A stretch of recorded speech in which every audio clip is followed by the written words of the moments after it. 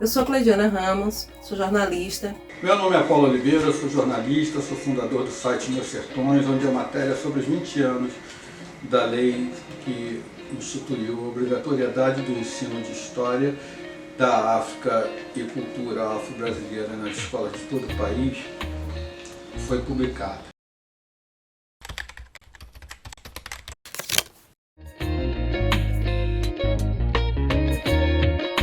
A nossa proposta para o edital de Educa foi de contar como foi a trajetória de operacionalização da Lei 10.639/2003 nas escolas de Salvador. E aí a gente resolveu fazer um apanhado desde antes da lei, qual era o quadro que havia, quais foram os elementos que colaboraram para que a lei fosse instituída, e depois nós íamos mostrando os exemplos, conversando com personagens, com militantes, com o pessoal da Secretaria de Educação, e mostrar 20 anos depois o que tinha efetivamente sido feito e quais eram os resultados e os impactos da lei na vida dos alunos, dos professores, enfim, da comunidade escolar como um todo. E desde o começo a gente tinha atentado para como, muito antes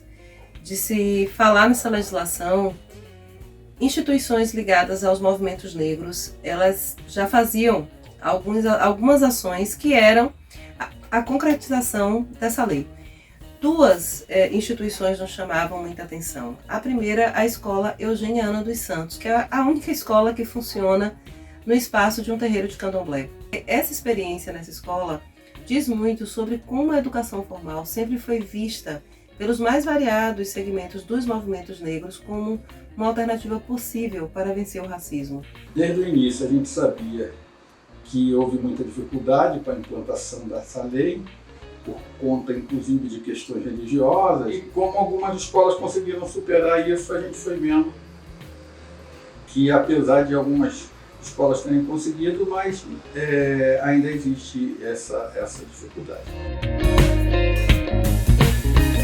Eu fui muito chocado com o fato de ver o quanto as escolas são atingidas, são impactadas pelo preconceito, pelo racismo, e principalmente o depoimento de professores e ativistas e pedagogos só foram descobrir a sua própria identidade muito mais tarde, na faculdade ou depois da faculdade, porque na escola faltou informação sobre negritude, sobre questões étnico-raciais. Nós íamos das escolas contar como era a África, a divisão real da África, a importância do povo africano, a importância do povo africano aqui, a importância da religiosidade, e eles faziam o maior barulho na sala. E num determinado momento, a gente conversando, eu disse assim, Paulo já viu como as nossas personagens, a maioria das personagens que a gente está falando são mulheres, né?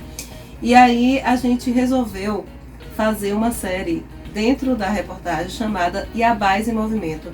Iabás é uma expressão de língua iorubá, né, o que faz parte da nossa grande herança africana no Brasil. Muitos povos, muitas civilizações são de língua iorubá, e Iabás é o termo utilizado para divindades femininas.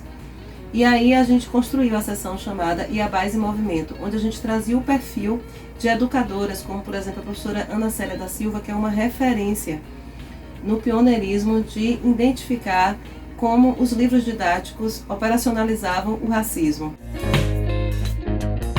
Eram séries de textos, né, e durante 3 a 4 semanas a gente pôde contar essas muitas histórias.